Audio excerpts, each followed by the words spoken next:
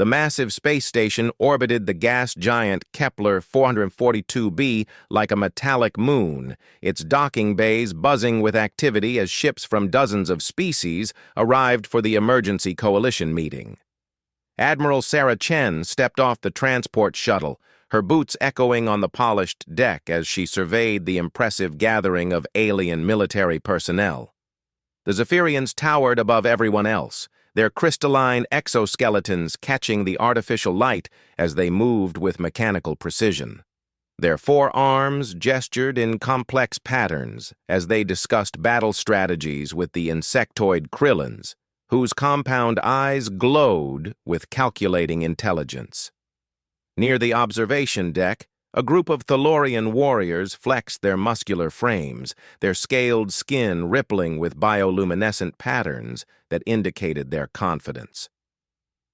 Chen walked through the crowd with measured steps, her small human delegation following behind. She could feel the weight of hundreds of alien gazes upon them, and she didn't need her universal translator to understand the meaning behind the chittering, growling, and harmonic tones that filled the air around them. "Look at them," hissed a Krillin officer to his companion, his mandibles clicking with amusement. "So small and fragile. What could these mammals possibly contribute to our war effort?" A Zephyrian captain's voice resonated through his vocal resonator, the sound like breaking glass.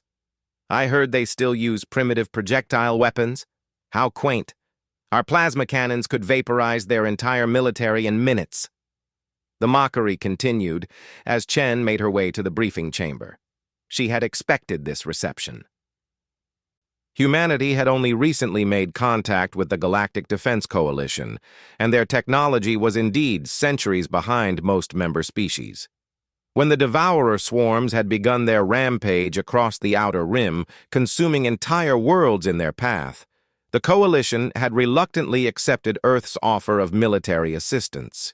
In the briefing chamber, holographic displays showed the devastation the Devourers had caused. Entire star systems reduced to empty space, their planets, moons, and even asteroids consumed by the ravenous biomechanical entities. The Coalition forces had managed to slow their advance, but at enormous cost. Fleet Commander Vexthor of the Thalorian Navy stood before the assembly, his massive frame casting shadows across the room. "The Devourers have adapted to our standard tactics," he announced, his voice carrying the authority of someone who had won 100 battles. "Their swarm intelligence learns from each encounter. We need new strategies." General Krixta of the Krillin forces interjected, her antenna twitching with agitation. "Perhaps if we coordinated our plasma bombardments more precisely, we could overwhelm their adaptive capabilities." "We've tried that," Vexthor replied. "They simply absorb the energy and use it to replicate faster." Chen cleared her throat and stood. The chamber fell silent as all eyes turned to the small human woman. "Admiral Chen, representing Earth Defense Force," she announced. "We may have a solution you haven't considered." A ripple of what could only be described as amusement passed through the assembled aliens. Vexthor's scaled face twisted into what might have been a smile. "Please, enlighten us, Admiral. What wisdom can your species offer that our combined military experience of over 10,000 years cannot provide?" Chen activated her personal holo projector. The image that appeared made several aliens step back in surprise. It showed a creature unlike anything they had seen before, four-legged, covered in fur, with alert ears and intelligent eyes that seemed to look directly at the viewer. "This is a Canis lupus familiaris," Chen began. "On Earth, we call them dogs. They've been our companions and partners in warfare for over 15,000 years. The chamber erupted in clicking, chittering, and harmonic laughter. Commander Zultan of the Aquarian forces made a sound like bubbling water. "You bring pets to war? How utterly primitive." Chen smiled, an expression that didn't reach her eyes. "These aren't pets, Commander. They're weapons. Living, thinking weapons that have evolved alongside humanity for millennia." She changed the holographic display. Now it showed a much larger, more imposing version of the creature. Standing nearly 4 feet at the shoulder, with enhanced musculature visible beneath a thick coat of dark fur, this animal radiated an aura of controlled violence. "These are our warhounds," Chen continued. "Genetically enhanced, cybernetically augmented, and bred for one purpose, to hunt and kill enemies that others cannot reach." The laughter died down, replaced by skeptical murmurs. The warhound in the hologram moved with fluid grace, its movements tracked by embedded sensors that fed data to tactical systems. Its eyes glowed with the subtle light of neural interfaces, and metallic components were visible along its spine and legs. "Enhanced senses that can detect enemies across vast distances," Chen explained. "Reaction times that surpass most mechanical systems. The ability to operate in environments that would kill other organic life forms. And most importantly, pack intelligence that allows them to coordinate attacks in ways that even our most advanced AI cannot predict." Captain Mordek of the Selenite Collective spoke up, his crystalline voice tinkling like wind chimes. "Impressive modifications, but what can these creatures do that our automated hunter-killer drones cannot?" Chen's smile became genuine this time. "They can think, they can adapt, they can make decisions that no programmed intelligence ever could, and they have something else that makes them truly dangerous." She paused, looking around the chamber at the assembled aliens. "They love us, and we love them. That bond creates a fighting partnership that is greater than the sum of its parts." The silence stretched for long moments. Finally, General Krixta spoke up. "You're suggesting that emotional attachment makes them more effective warriors? That's hardly scientific." "Isn't it?" Chen challenged. "Every species here fights for something they love, their home worlds, their people, their way of life. The warhounds fight for something they love that loves them back unconditionally. That creates a level of motivation and loyalty that cannot be manufactured or programmed." Fleet Commander Vexthor studied the holographic display with new interest. "Show us what these warhounds can do in actual combat." Chen nodded and changed the display again. Now it showed footage from Earth's own conflicts, warhounds moving through urban environments, tracking enemies through debris fields, coordinating silent takedowns of enemy positions with their human partners. "Each pack consists of 6 to 12 hounds working with human handlers," Chen explained. "They can operate independently for extended periods, adapt to changing battlefield conditions, and make tactical decisions based on scent, sound, and electromagnetic signatures that our instruments might miss." As the footage continued, the mockery in the chamber gradually transformed into something else. The aliens began to see not primitive pets, but apex predators refined by evolution and technology into living weapon systems. "When do we deploy these warhounds?" Vexthor asked finally. Chen looked around the chamber one more time. "They're already here. My ship carries 50 packs, ready for immediate deployment." The chamber erupted in surprised chittering and clicking. Admiral Chen had not just come to ask for acceptance into the Coalition's battle plans. She had come prepared to prove humanity's worth on the battlefield. "The Devourers have never faced anything like the Warhounds," Chen said quietly, her voice cutting through the noise. "They're about to learn why humanity survived on a death world for millions of years." Outside the observation windows, the human fleet ship Cerberus hung in space like a sleeping predator, its cargo bays filled with the most dangerous partnership the galaxy had ever seen. 3 days later, the Coalition fleet engaged the Devourer swarm at the Nexus Prime system. The battle had been raging for 6 hours, and the situation was rapidly deteriorating. On the bridge of the Thalorian flagship Conquest, Fleet Commander Vexthor watched his tactical display with growing alarm. The Devourers had adapted to every strategy the Coalition forces had thrown at them. Their biomechanical forms shifted and evolved mid-battle, absorbing plasma fire and converting it into energy for rapid replication. "Sir, we've lost 12 more ships in the last hour," reported his tactical officer. "The swarm is learning our attack patterns faster than we can modify them." Vexthor's scales darkened with frustration. The Coalition had superior firepower, but the Devourer's adaptive capabilities made conventional warfare nearly useless. Every plasma barrage, every coordinated strike, every tactical maneuver they attempted was analyzed, understood, and countered within minutes. His communication officer looked up from her station. "Fleet Commander, Admiral Chen is requesting permission to deploy her warhounds." Several officers around the bridge chittered with what might have been amusement.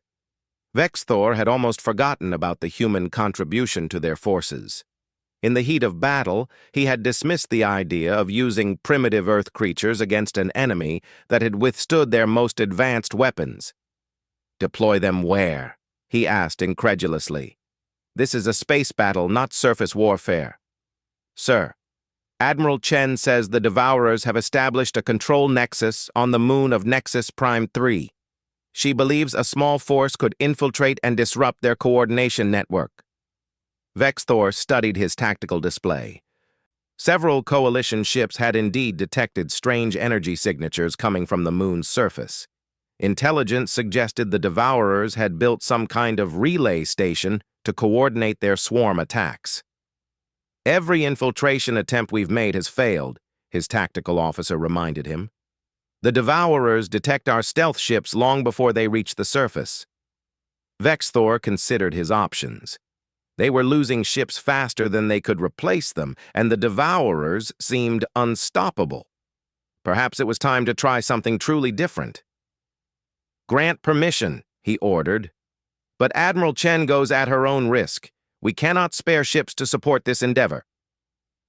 20 minutes later, a small human vessel broke away from the main fleet. Unlike the massive warships of other Coalition species, the human craft was sleek and dark. Designed for stealth rather than firepower, it slipped through the battle zone like a shadow, using debris fields and electromagnetic interference to mask its approach.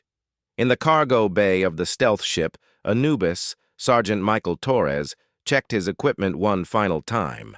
Around him, his pack prepared for deployment with practiced efficiency.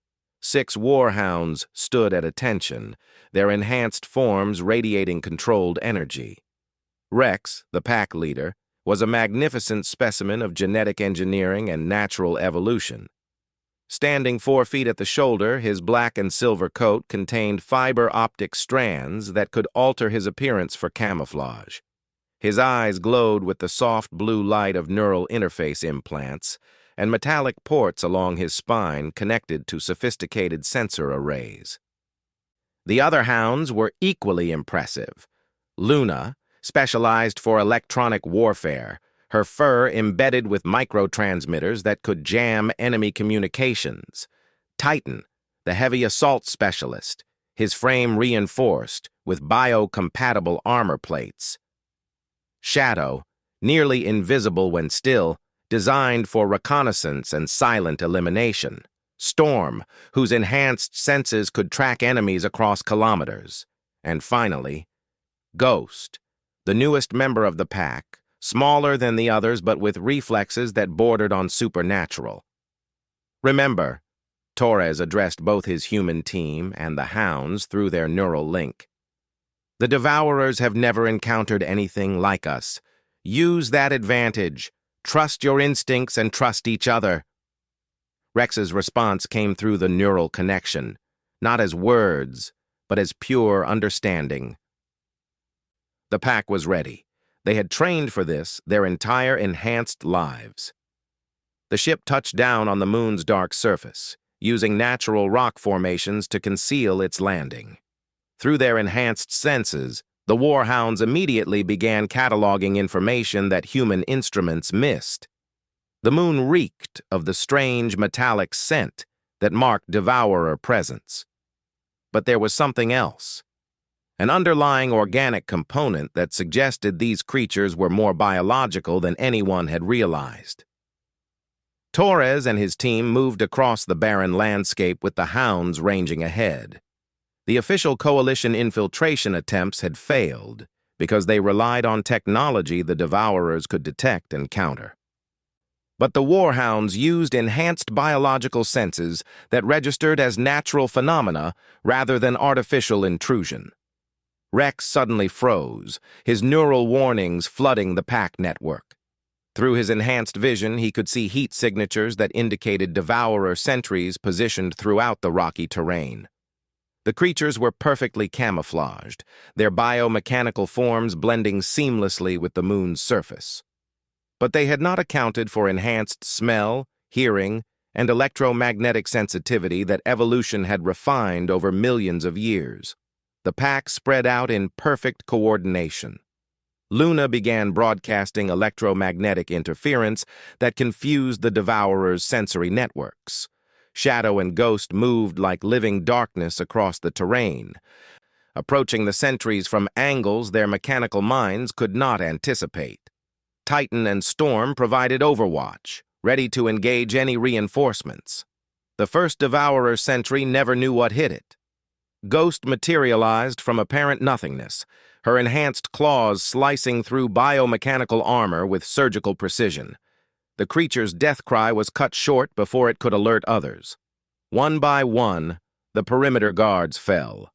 The Warhounds moved with a fluid intelligence that no programmed system could match. They adapted their tactics in real time, reading the battlefield through senses that millions of years of evolution had perfected. When they reached the Devourer control nexus, Torres was amazed by what he saw. The installation was part machine, part living organism, pulsing with bioluminescent energy that coordinated the swarm attack in space above. "Rex, can you find the central processor?" Torres whispered. The pack leader's enhanced senses detected electromagnetic patterns flowing through the structure. His neural implants analyzed the data streams, identifying the nexus point where all coordination signals converged.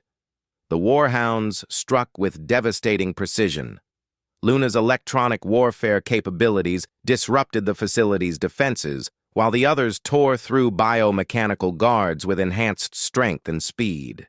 Their attack was so swift and unexpected that the Devourer's adaptive abilities had no time to analyze and counter their methods. In space above, Fleet Commander Vexthor watched his tactical display with growing amazement. The Devourer swarm, which had been operating with perfect coordination, suddenly began showing signs of confusion and disorganization. "Sir, the enemy formation is breaking apart," his tactical officer reported. "They're attacking each other in some sectors." Vexthor's scales brightened with hope. Whatever the humans were doing on that moon, it was working. In the Nexus facility, Rex found the central processor, a massive biological brain connected to quantum computers through organic neural networks. Without hesitation, he sank his enhanced fangs into the main neural trunk, his bite delivering both physical damage and a targeted electromagnetic pulse.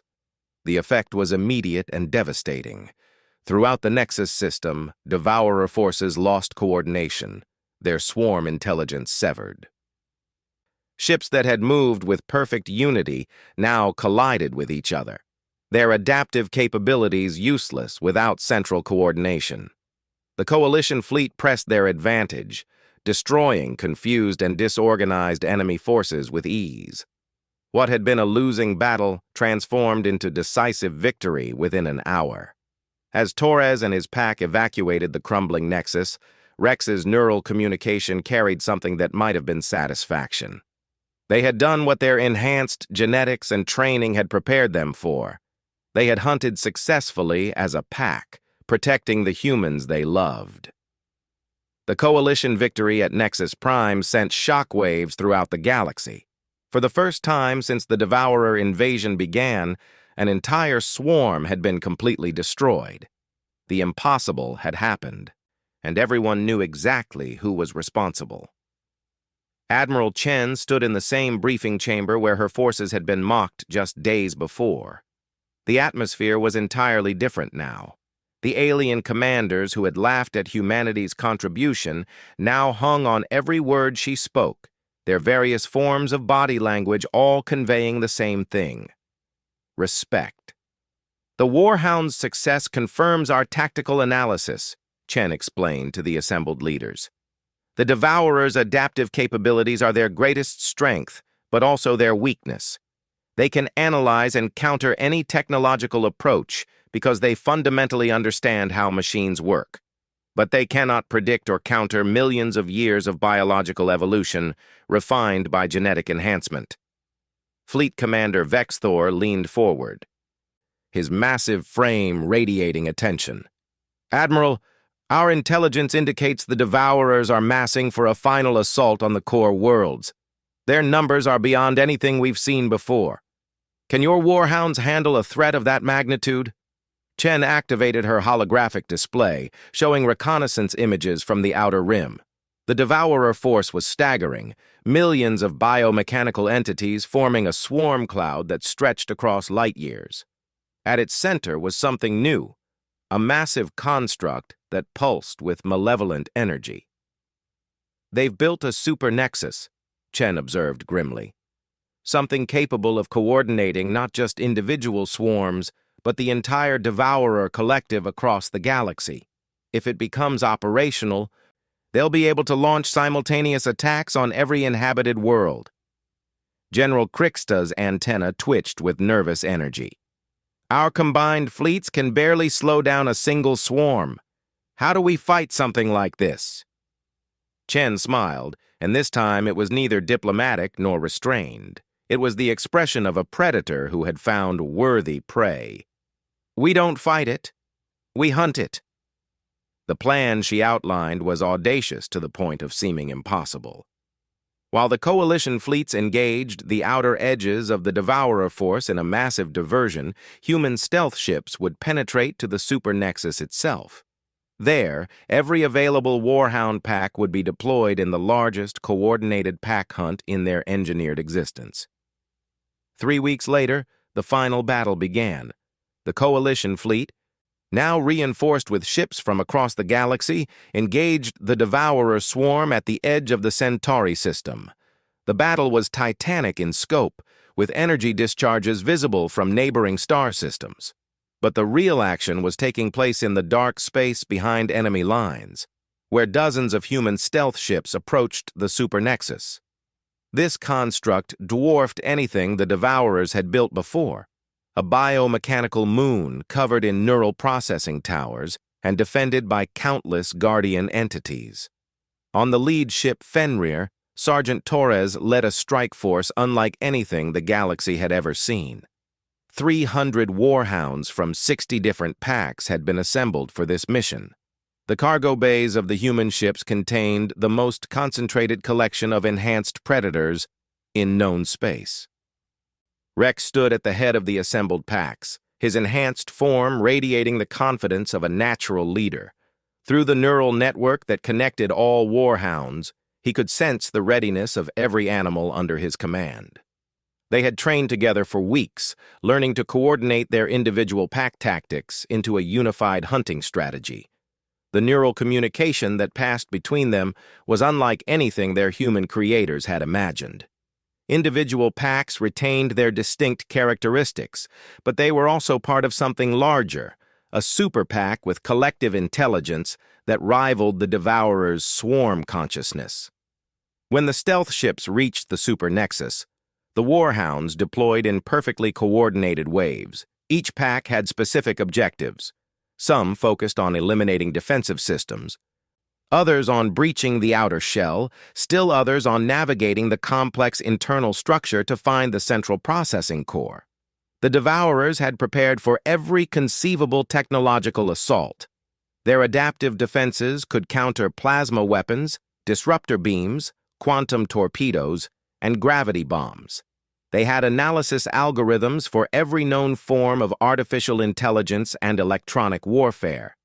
But they had no defense against pure biological hunting instinct enhanced by genetic engineering and supported by technology. The Warhounds moved through the supernexus like antibodies attacking an infection, their enhanced senses guiding them through passages too complex for any map, their pack intelligence solving tactical problems faster than any computer. Luna's pack specialized in electronic warfare, jamming devourer communications and creating false signals that sent guardian entities away from critical areas. Storm's pack used their enhanced senses to map the entire facility, creating a real-time tactical picture that was shared through the neural network. Ghost's pack eliminated key defensive positions with surgical precision, their stealth capabilities making them nearly invisible even to advanced sensors. But it was Rex's pack that reached the central core first. The heart of the supernexus was a vast chamber containing a biological brain the size of a building, connected to quantum processors through countless neural pathways. This was the intelligence that coordinated every devourer in the galaxy. The central brain detected their approach and activated its final defense, biomechanical guardians designed specifically to counter the Warhounds. These creatures had been rapidly evolved using data from the Nexus Prime battle, their forms optimized to fight enhanced canines. The battle in the central chamber was fierce and desperate. The Guardian creatures were powerful and adaptive, learning from every attack. But they faced something their creators had not anticipated: the emotional bond between human and Warhound that Chen had described weeks earlier. Torres and Rex fought as one being, their neural link allowing perfect coordination. When Rex was wounded by a Guardian's energy weapon, Torres felt the pain as if it were his own. When Torres was knocked unconscious by falling debris, Rex's protective fury drove him to feats of strength that exceeded his genetic specifications. The other packs fought with the same desperate loyalty.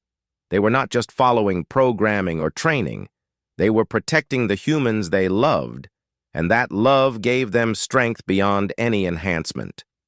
When Rex finally reached the central brain, his enhanced fangs delivered more than just a killing bite. The neural interface implants in his spine connected directly to the supernexus, uploading a virus that Luna's pack had developed. Not a technological virus, but a biological one that attacked the hybrid nature of devourer intelligence. The effect cascaded throughout the galaxy. Every devourer ship, every swarm, every adaptive system suddenly found itself fighting its own biological components. The hybrid biomechanical entities that had seemed unstoppable began consuming themselves from within. In the Coalition fleet, Fleet Commander Vexthor watched in amazement as the massive devourer force simply disintegrated. Ships that had threatened to destroy entire civilizations crumbled into inert matter within minutes. The galaxy was saved, and everyone knew who had saved it. Months later, in the same briefing chamber where it had all begun, Admiral Chen stood before the assembled Coalition leadership once more. But now she wore the insignia of Supreme Allied Commander, and Rex stood proudly at her side, his collar bearing the highest military honors that dozens of grateful species could bestow. "The Warhounds have shown us something important," Chen addressed the gathering. "True strength doesn't come from technology or evolution alone. It comes from the bonds we form with others, the loyalty we give and receive, and the willingness to fight for something greater than ourselves." She looked down at Rex, whose tail wagged slowly in response to her attention. Around the chamber, alien commanders who had once mocked humanity's primitive companions now watched the Warhound with something approaching reverence. "The galaxy learned an important lesson," Chen concluded. "Never underestimate the power of a species that has learned to hunt in packs, especially when those packs include partners who love them unconditionally." Outside the observation windows, human ships patrolled alongside vessels from dozens of species. In their cargo bays, Warhound packs stood ready to face any threat that might emerge from the darkness between the stars. The galaxy had new guardians, and they would never mock the howl of the Warhounds again.